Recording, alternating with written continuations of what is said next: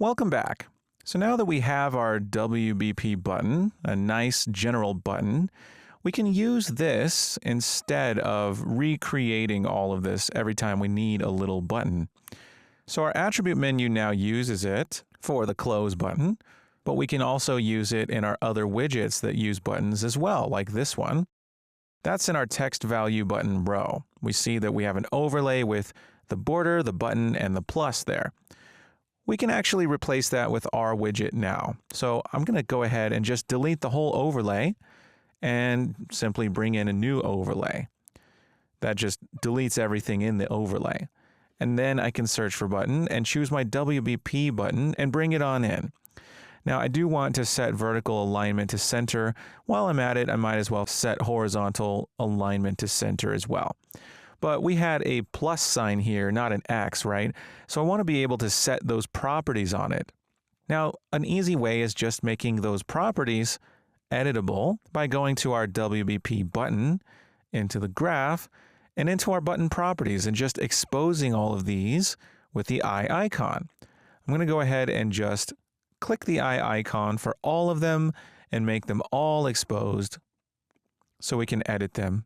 So now that our button properties are all exposed, I can compile and go back into my text value button row.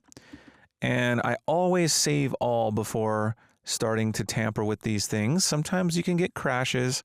And with WBP button selected, I'm going to search for my button properties. Here they are. We can set them all from here. So I can change button text to plus, and I can up my font size if I want to. Let's try 22. 22 is good. We have to be careful here because if I go too high, say 35, you'll see that we're running out of room and it's no longer centered properly. So I'm going to keep it at 22. I think that looks good. I'm going to compile and save. And if I look back at my attribute menu, there they are. My nice, pretty plus buttons. They look great. Okay, awesome. So now we just need a button that we can use to show the attribute menu, and I'd like that on my overlay here. I'd like a button right there. But I'd like it to say attributes, not just plus or X, and that means I need a wider button. Now, if we look in our UI, in the Assets folder, Assets UI, there's a wide button red folder. And this is what it looks like. And there are grayed out, highlighted, pressed, and an additional option for pressed options. So we have options for that. So I'd like a wide button version of my WBP button. So I'm going to browse to the folder that it's in and make a new button based on button, and this one will be a wide button. So I'm going to go to User Interface, Widget Blueprint, and I'm going to search for button, WBP button, select that, and name this WBP_wide button. So I have a wide button now. And this one I can change the properties for. And I'm going to change quite a few. So let's go to the graph and go to button properties. And I'm going to set my box height from 40 to about 60 and my box width to about 200. Looking in the designer, I see that it's quite different now. And I'm going to want to change these images. For one, I don't want the border. Why? Because the wide button textures that I have already have the border on them. So I can take my border brush, I can clear it by setting it to clear, and I can take the tint and I can drag the alpha down to 0, click OK, and now I see in the designer that the border is gone. And now I can start changing these brushes. For normal brush, I'm going to search for wide button and copy the text wide button. I'm going to choose wide button and look in the designer, and there's the wide button. As we can see, it's more appropriate for a wide button. It doesn't look stretched. It might be stretched in the X direction slightly, but not really too much. We can just set that height to a higher value, say 65, 70, something like that. Okay, so that's the normal brush. I need to change the highlighted brush to wide button highlighted. I need to change the pressed brush to wide button pressed. Actually, I like pressed 2. It's a little bit less dark.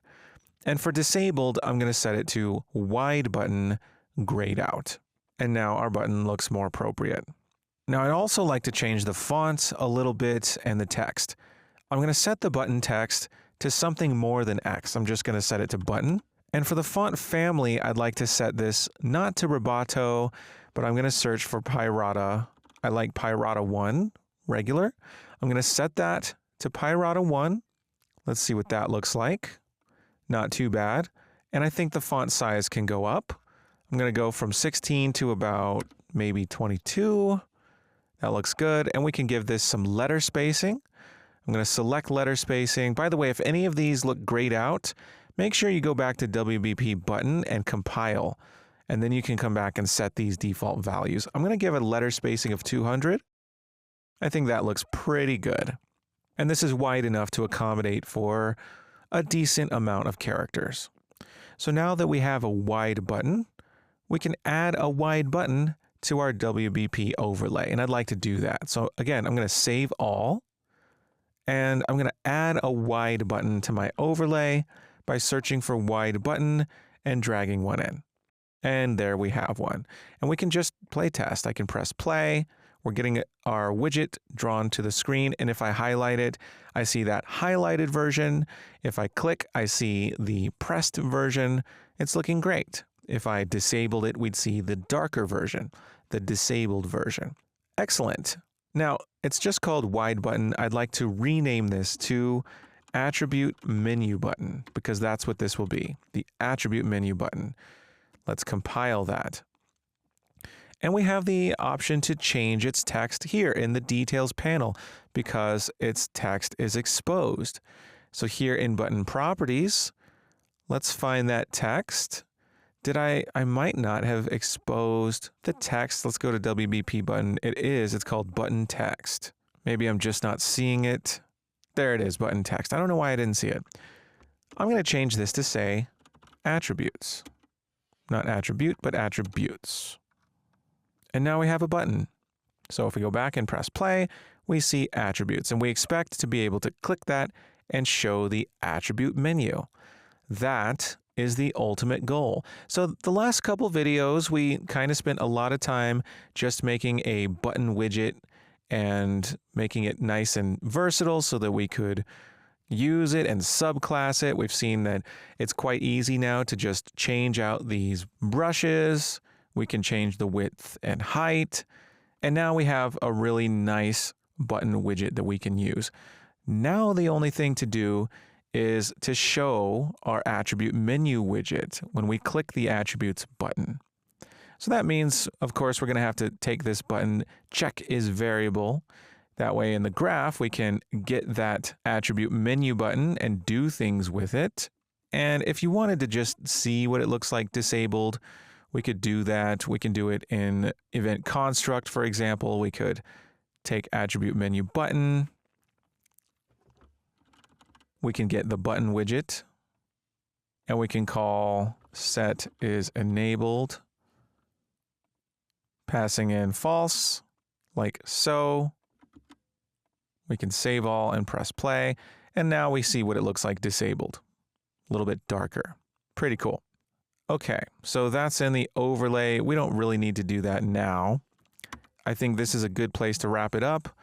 So things are looking good. In the following videos, we're going to make this button functional so we can show the attribute menu to the screen.